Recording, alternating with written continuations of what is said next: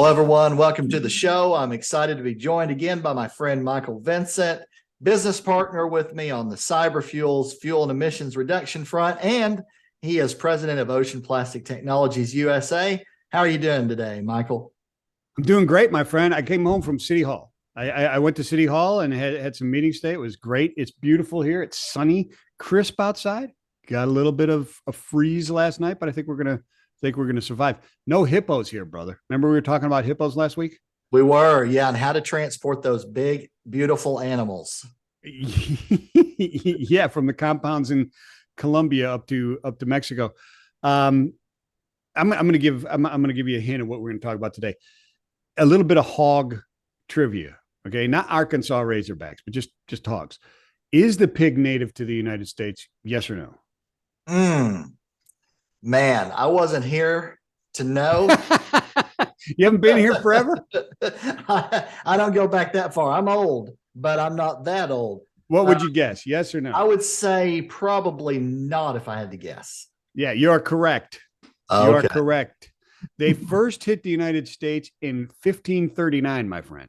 1539. De Soto brought them Wow. over. De Soto, right? Soda. Didn't he discover the Mississippi River or something like that? I'm gonna have to go back to my history books. I Like remember Soda was an in- important Spanish figure. Beyond that, I can't remember. Yeah, like we weren't going to find the Mississippi River. It came over with 13 swine, my friend, and now just a short 500-ish years later, we got some problems, my friend. We got some problems, and this is how fast problems can sneak. I'm like a heartbeat, dude. Just under 500 years, we got a big problem. According to The Guardian, an incredibly intelligent, highly elusive pig is threatening the United States, my friend. Wow. Yeah, specifically, it's a Canadian super pig. Canadian super pig. Wow. That's right. Canadian bacon, my friend. Have you seen a picture? Does it have a cape? It looks like yeah, no, it looks like something that my friend Ben Murphy used to shoot out of a helicopter in North Texas. I'll tell you the truth. It's a giant boar, man. Giant, incredibly intelligent, highly elusive beast capable of surviving cold climates by tunneling under snow, is poised to infiltrate the north of the U.S., according to the Guardian, my friend. Wow, that's gonna reverse years and years of pig heroes like Babe and Miss Piggy, and all of these media stars. I think it's going to do damage to that. Dude, I just went to Peppa Pig Land down in Orlando. Yep, Peppa. I took kids just so people aren't wondering why I was there. Yeah. These pigs estimated $1.5 billion in damage every year. Wow, that is a lot of damage. According to Ryan Brook, who leads the University of Saskatchewan's Canadian Wild Pig Research Project. Yeah, I know you were asking me just the other day who leads that research project. Right. Now that I'm glad you brought that into the show. Yep. Yeah, it's Ryan Brook. Anybody who is wondering that. Quote, wild pigs are easily the worst invasive large mammal on the planet. Yep. And I've seen some video of the wild hogs rooting around in people's farms and their fields and everything. And they can definitely do a bunch of damage. So we had a micro pig experiment here a couple of years ago. My daughters and my wife decided we were going to get micro pigs, little. Yeah. This does not exist. Sometimes it accidentally happens. I told my friend Donnie Gilbert, and he showed me a picture of his 600-pound micro pig that he bought once. I think that went well past the micro pig level. They are very cool, very personal, have huge personalities, extremely smart, stubborn, have skin as tough and thick as steel, and are just a huge solid muscle, and they're going to do whatever they want. Period. Right. Well, that is an interesting piece of news, and I'm sure that farmers in the northern part of the United States are not overly thrilled hearing that. No, they aren't at all. No. Oh my God. Well, I Oh, mean, the well, EPA is worried about that, right? Because I mean, they've got to protect our environment, and now they got to deal with an invasion of destructive, highly destructive, intelligent super pigs from Canada. They also have to deal with the trucking ATA, American Trucking Associations, uh, being a little upset about the new EPA rules. Have you heard about this, my friend? yeah, I saw a little blurb about that. I think Chris Spear, head of ATA, was Yeah, at a conference of some sort, right? he was at the ATA down in Orlando recently, talking about it and criticizing the stringent truck emissions and the deadlines of CARB as well, California as well. Basically, saying that the next decade is going to be difficult at best. I mean, the next 10 months, let alone 10 years, are going to be difficult for trucking at best. But it's going to reshape our industry unless we stand together and talk about this stuff. He likes the timelines. Well, he likes to move forward and cleaning up the environment. Nobody's against that stuff, right? But basically, what he says is, they're unachievable, and we shouldn't be going along the timelines that California thinks is possible. Right? Be more realistic, is what he's trying to say. Right. Yeah. And, there's been a lot of things that have done in the area of emissions over the years, and we're pushing forward slowly but surely. And, I know that we can do more. I think the concern from people is they don't want to spend more and more money on equipment, right? And chemicals. And the beautiful thing is, Michael, as you know, we're working together. We're averaging 22% emissions reduction while saving companies 26 to 95 cents a gallon on fuel. So it's like absolutely right. Trend of spend more to clean the air, and reversing that whole thing. So that's exciting.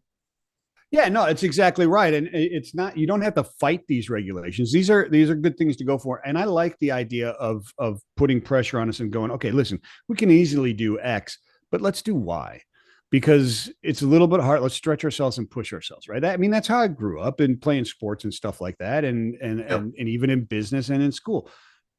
If you don't push yourself, get yourself out of your comfort zone, even as a Christian, that's what you're supposed to do, right? Right. Get yourself out of the comfort and go for it. That's how you grow, and that's how we're going to grow. And like you said, with our product is CyberFuels, you can bridge those gaps, and you can lessen that impact. And let's talk about this a little bit. It's beginning with model year 2027. Last I checked, it's 2023. 2027 is 4 years off, and it phases in all the way out to 2045 is what these things do. They're very, very strong goals. And the EPA's admission is that it's like 80% stronger, is their estimate, than the current standards are now. But it's not happening tomorrow, right? And there are things that the big fleets can do to prepare and reduce emissions now while reducing costs, right? Absolutely. Yeah. And I've worked with hundreds of fleets. Fortunately, over the years, it's been an awesome ride, but I don't know of one fleet that I can think of that had a truck that was 18 years old. They've got 18 years to phase in the newer, whatever it is. And, but you never worked for roadway. You never worked for roadway in the 80s, my friend. That's true. That's true. But like you said, we can actually help the EPA, the industry itself. Let's move forward quite a bit without going out and spending a ton of money on new infrastructure and different things that are being bandied about for trillions of dollars. We can do things right now. Why not? I agree with you. And the solution is not just for big companies. Am I right? I mean, you've got Todd Spencer, a very real concern at OOIDA, which I learned from him. It's OOIDA. They prefer. And we're talking about owner operators, independents, right? Big guys. And maybe not the number of trucks, but most are the little guys could get hurt by this stuff. Potential, but we're talking about throughout 2045. And there's a lot of things that they can do, like CyberFuels, to hit those emission goals and actually save themselves some money, right? I mean, the little guy can use this as well, right? Absolutely. They can, no doubt. It's a net savings for an owner operator, a small fleet, a big fleet. Absolutely is. I've got a friend actually that was a firefighter for many years, retired, started his own small fleet. Yeah. and he's out there using it, right? I love There you helping go. save some money and burn cleaner as well. So yeah, no, it's for anybody really that's running a combustion engine at the end of the day, Yeah. to run burn it cleaner and use less fuel. So Yeah, absolutely. Absolutely. I was talking about the other day was, also using the cyberfuels. I think it makes a lot of sense side of what we're talking about right now. We're trying to, we're trying to reduce emissions, right? And we're trying to go to electric trucks, et cetera, right? But all the hullabaloo about cobalt mining and how bad it is in the Democratic Republic of Congo and stuff like that. That was all the 5 years ago, right? It's never stopped. It's still happening right now, right? So right. why aren't we using something like a cyberfuels? We perfect like batteries and cobalt mining, and we're not kids in indentured servitude mining cobalt and stuff like that for the like. Let's use these stop gaps that are going to be around. Because diesel, we're going to be burning diesel for at least to 2045. The EPA even thinks so. So come on, let's get our heads together and get this done, right? Exactly right. Let's bridge the gap and go forward. Move forward. And like you said earlier, you kind of have to put a stake in the ground and a goal in anything you're doing, right? You got to put a goal out there, and we're going to go to this. And if you don't do that, then there's no end prize. There's no flag to go conquer. There's nothing out there. It's just like, yeah, we'd love to do something. Well, there's things that can be done, and you kind of do have to put a stake in the ground as a company, as an organization, to do something. No, you absolutely do. And I don't know, if Spears is right. I kind of think he is. They're very, very aggressive goals, but I don't think that the impact is going to be as negative as he may say it is, or lead one to believe it is. I got this, and I don't disagree with him. We need to clean up the environment. We need to reduce our emissions, but we don't need to do it at the expense of our economy, and certainly not our supply chains, which is what we're talking about here. A core fundamental building block of our supply chains is the ATA and OOIDA. And we can't, at the expense of them, clean up our air. But we can do both, right? And we've got one of those solutions, which is a major one in cyberfuels. Absolutely. Yeah, I think the concern probably, if I had to guess, is that they think they're going to have to spend more per truck, per tractor, right, for newer equipment, more scrubbers after combustion, and the things that they've done to try and get the emissions before it goes out the tailpipe. But there are things we can do right now, and perhaps this will get in front of ATA at some point and we can talk, because there are things that can be done right now as we're talking to do this, right, and meet these goals, and not have to reinvent the wheel and come up with new different engine scrubber this and def that and all this other stuff. So maybe we'll get in front of these guys at some point and we'll talk through it. Yeah, absolutely. Hey, Chris, give us a call, my friend. That's right. Absolutely. My phone's available. We are easily reachable on LinkedIn or various other ways. Absolutely. Absolutely. Absolutely. Yeah, no, I think there should be goals. I think that we should move forward. And I don't think it has to be at the expense of the economy and the trucking industry. It shouldn't, it doesn't need to be. Right. No, you're absolutely right. We need to work together. And I think one of the things that Chris is lobbying for there is to have a seat at the table when these rules and regulations are there, or at least a more well-heard voice. Let's put it that way, if he's not at the table. And I don't disagree with that, because one side working towards a solution is not a solution. It's a demand of the other side. Both sides need to get it done. EPA are not the experts. And Chris Spears is not an EPA expert, right?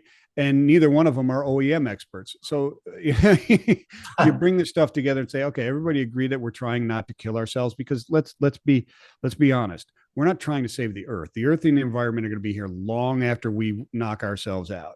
We're trying to save us. Right. Okay. Right. The environment will still be here in some different form, because after we screw it up. But and then go from there and have that type of, and I agree with him. And so should Todd Spencer. I think OOIDA or OOIDA, I just got to correct myself, needs to have a voice at that table as well, in order for us to come to a collaborative, let's hit these things. But right now, I agree. Set the bar high. Yeah. And on the save ourselves thing, I was shocked in COVID. There was a study by Harvard University that tracked thousands of counties, and there was a higher instance of COVID cases and deaths in cities that were populated with more emissions, which makes sense because they were saying they think it's because there's more stressors on the lungs in those environments. And therefore, when you get it, it makes it worse. So really interesting. No, you're absolutely right. And these EPA regulations, specifically what they're looking at is these tough reductions are in the NOx emissions, right? The NOx emissions, which is different than your CO2, right? You're talking nitrous oxide and not the good kind that the doctor uses at the dentist's office. And that is the low, if I'm right, that's the lower hanging stuff that you get in your lungs. You get lung cancer and emphysema and all that other kind of stuff from that type, right? That's the nasty stuff for human lungs. Yep. Nitrogen oxides, they call them, and NOx, and then particulate matter 2.5, which is extremely fine, and then PM10. So what we've done basically measurements of reducing the amount of particulate matter and NOx coming off the engine, so that there are still a lot of engines out there in construction and fracking drilling that don't have particulate filters on them. And so they can burn cleaner and have a positive effect on the environment, and then not have to spend more money in order to do it as well. Right. Because some of these regulations are more for trucks that are the NOx regulations in particular are for those that are in more heavily populated areas. Right. And that's where the more the danger is. Although, I mean, spewing NOx everywhere all over in the middle of, upstate New York and the forts is probably not good for us either. But yeah, the immediate impacts are in the population centers. Right. Right, exactly. Yeah, it's worse in the populated zones. And not too long ago, I saw Colorado actually has sensors all over the state, and they have a website. You can literally go and look at the emissions levels in particular areas. And of course, the most populous areas are the ones that are red, because there's just so much compacted into a small zone of air, It's unbelievable. Yeah, it's unbelievable. And I mean, just I don't the transparency is good and see it, but sometimes you want to be ignorant, right? Sometimes ignorance is bliss, right? I don't want to right. Absolutely. Sometimes ignorance is absolutely bliss. Yes, no doubt. But I don't think there's anybody out there going, I want to burn dirty. I want to burn dirty. I don't hear that. I don't see that. I just think that people are concerned with spending more and more money on equipment and fluids and things. And not obviously getting a net return on that. I think that's where the big concerns are, probably. Yeah, it definitely is, and that makes sense. I don't disagree with those concerns, and hopefully this won't put anybody. I don't think it's going to put anybody out of business. It is going to cost more, and what we need to understand, and one of the themes that was there at ATA as well was, you've got to be thinking about the fact that if you're a shipper and you care about the environment, you cannot keep driving costs down in order to, if you're going to have emissions cleaned up. It costs more for those trucks to run with these newer engines. Now the costs will come down as the technologies advance, et cetera. But you have to realize you can't run it, 2 miles or $2 a mile and reduce emissions by 80% unless you're throwing some CyberFuels in your tank. That's right. I don't know if you can run at $2, but you certainly will lose a lot less money because you'll be saving a ton of money on your fuel consumption, right? Yep, we're averaging 26 to 95 cents per gallon of fuel net cost savings. Now, I know that's a large range. It depends on the application and where you're running and so forth, but That's the range. And then at the same time, you're reducing emissions substantially. And as a company, CyberFuels is really moving forward aggressively with being able to blend higher levels of biodiesel, for example, with diesel to get you even further. There's things that are in motion. That's really interesting, man. The biofuels, I was going to ask you about that. That is really interesting because I was talking to Matt McClellan, VP of sustainability at Covenant about that. Mm-hmm. And, he's sustainability and innovation. Sorry. But yeah, he was talking about the biofuels and because they're a drop in fuel, right? Yes. So that the problem is when you start blending biodiesel into the diesel, yes, the biodiesel part burns cleaner, but you lose fuel economy. So how do you combat that? Because if you're a large fleet, you can't afford to lose $10 million a year, burning this higher level of biodiesel, right? But if you can reverse that and burn the fuel more completely, save money, you can actually reverse that and push further along the biodiesel route and not have a negative impact on your bottom line. I mean, that's the problem. They would love to do more of it, but if you're going to lose 6 or 8% fuel economy, you're going to have to figure out some way to combat that. Because I can tell you, the big shippers out there, the rail lines, the maritime companies, et cetera, they're not going to go lose $25 million, $50 million a year. They got to figure out a way to not do that. I mean, those are the conversations going on. Yeah, no, that makes a lot of sense. But they also got to quit pretending like scrubbers do something because all they do is take the carbon and throw it in the water. Yeah. Okay, so with the biofuel, what about the renewable diesel, which is different than biofuel, right? Yeah, there are some differences, and there's so many different blends and products. Frankly, now I think I've heard about 20 of them.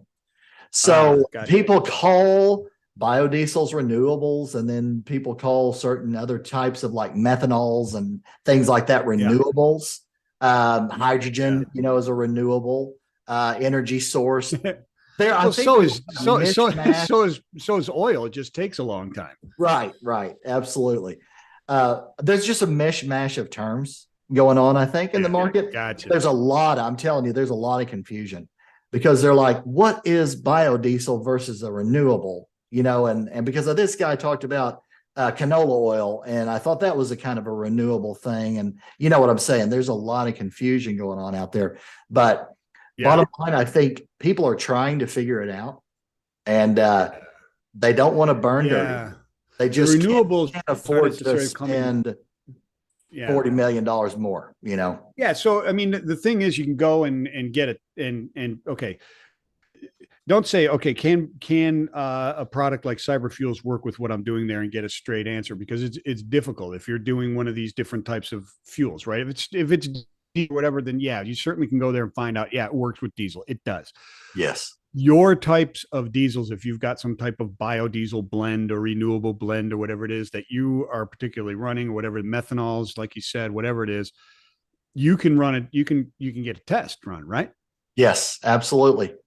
There are a lot of different labs actually that will test, that if you don't want to take it out on the road or out on the water or whatever. And we've got many studies already done with more underway.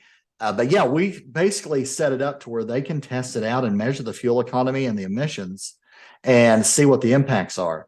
And so they don't have to lose that 6 or 8% fuel economy. In fact, what we found, the higher the level of biodiesels are typically more particulate matter, the more impactful the fuel economy of burning that fuel more completely are. So as you're trying to push it further on the bio side, you need something that's going to help you. And it's actually with this technology, getting even the best results when you're doing that because it's got more, particulate matter in the fuel, basically. So. Gotcha. So there's a higher energy density in there. You just need something to help tap into that than regular, just running it through a diesel engine. So you need that cyberfuel, if you will, to go in there and help you burn that mass better. Right. Exactly. Got it. Yep. I mean, I know those are highly scientific terms I just used. So I think that we've followed it pretty well. all right. Excellent stuff, my friend. Yep. Well, Michael, it's always fun talking with you and collaborating. And is there anything else you want to add? I got so much stuff to add. We'd be here forever, my friend, but let's save some for next time. On this particular project, I think we beat it close to death, but not completely, because there's always something coming up. There's always somebody throwing a new vehicle out there, doing some new program or something like that, or whatever it happens to be. But let's just keep the eye on the prize and work together. Absolutely. Michael and I will keep on diving into the news, finding things going on. There's plenty of it on this front in sustainability. And so we'll bring you some more news the next time. Thanks for joining her, everybody. Thanks for joining me, Michael. Right on, my friend. Peace. Peace and love, as Michael would say. We'll see you guys soon. Take care. Peace and love.